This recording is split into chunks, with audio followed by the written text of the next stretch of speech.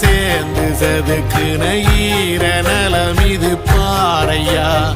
வாழும் வரையிலும் நீயும் விதைக்கிற கடமை இருக்கு கேளையா கோடி விளக்காயேந்தி கிடந்த வீடும் இருண்டது ஏனையா மாட விளக்கா நீயும் வரத்தான் வீடும் ஏங்கி நிக்குதையா எத்தனை சாமி வந்ததையா இது எந்தெந்த சாமி தந்ததையா